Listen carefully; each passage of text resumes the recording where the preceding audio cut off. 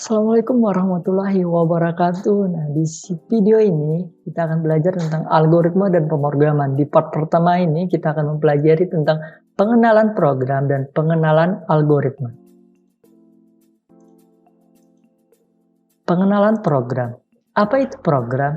Tentu kalian bertanya-tanya. Program adalah kumpulan instruksi atau perintah yang disusun sedemikian rupa sehingga mempunyai urutan nalar yang tepat untuk menyelesaikan suatu persoalan. Nah, instruksi atau statement yang dimaksud adalah sintaks cara penulisan sesuai dengan bahasa pemrograman yang kita gunakan.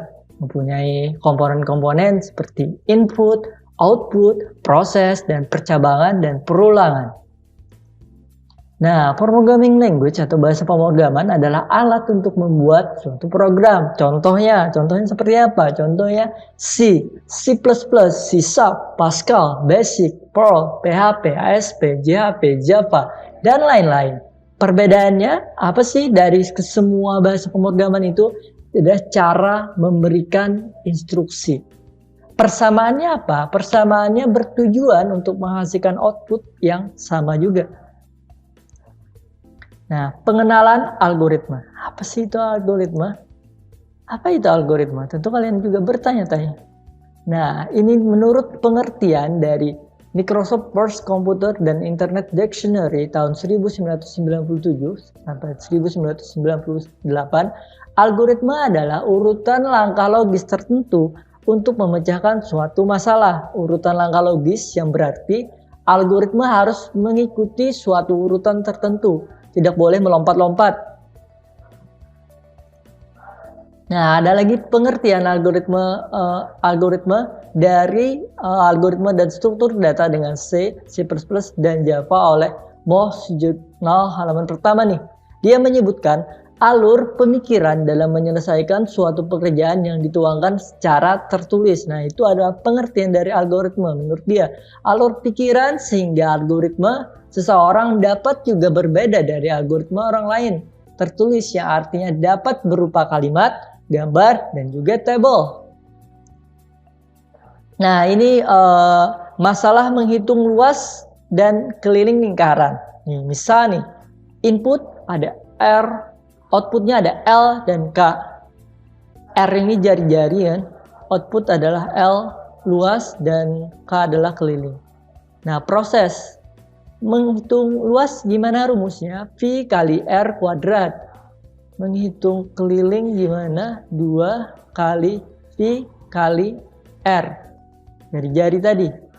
Algoritmanya gimana? Secara struktur bahasa, pertama tetapkan nilai Pi dulu. Pi biasanya kan 3,14 atau 22/7.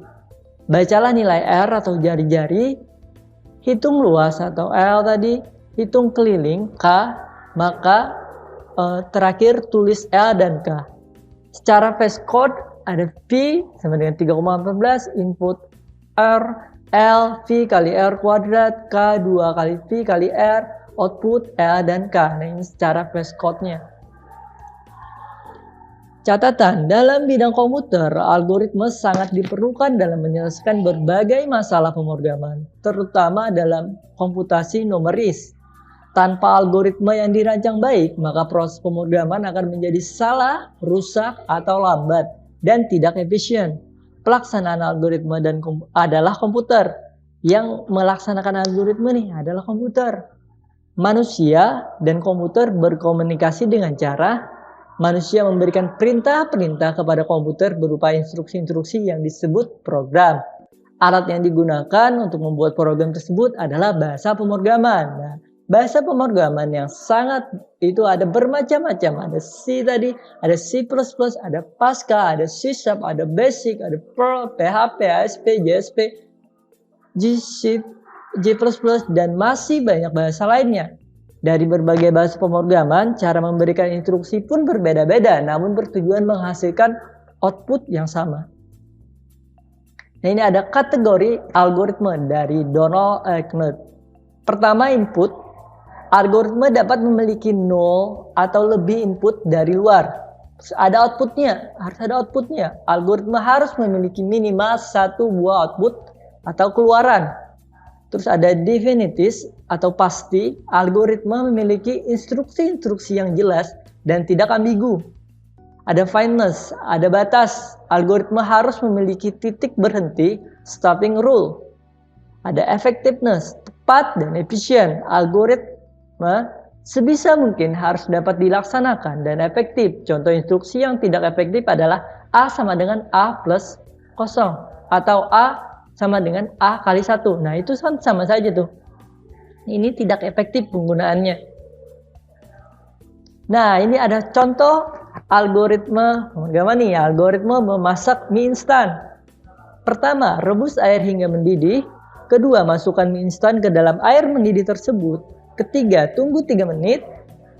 Keempat, angkat dan tiriskan. Kelima, campurkan bumbu-bumbu. Keenam, aduk hingga rata. Dan ketujuh, mie siap disajikan atau dimakan. Nah ini langkah-langkah ini tidak bisa kalian tukar-tukar. Misalkan langsung mencampurkan bumbu-bumbu. Terus langsung angkat dan tiriskan. Nah ini apa yang diangkat dan ditiriskan? Jadi ada step-step yang tidak bisa didahului step yang lain. Misalkan aduk hingga rata, langsung aduk hingga rata. Nah ini apa yang diaduk?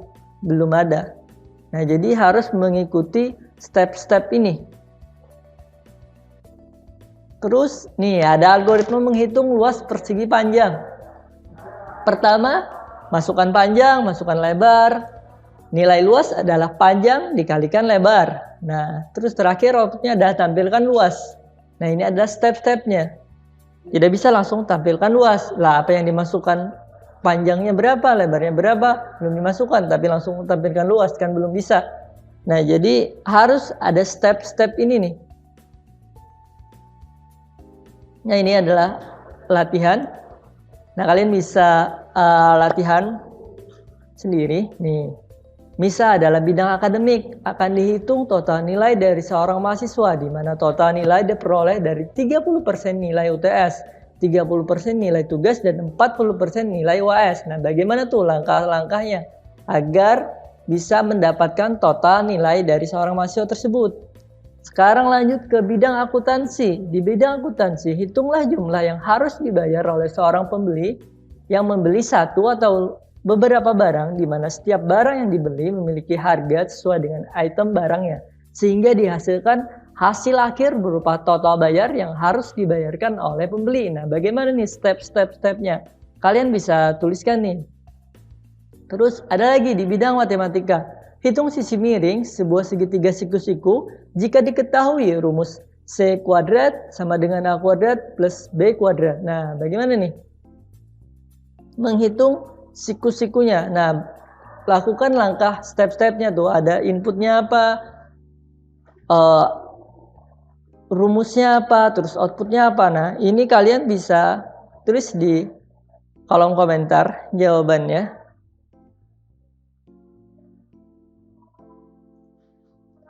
Nah mungkin sampai di sini dulu video part pertama ini. Jangan lupa like, comment, dan subscribe jika kalian suka video ini. Kita ketemu lagi di video selanjutnya. Terima kasih.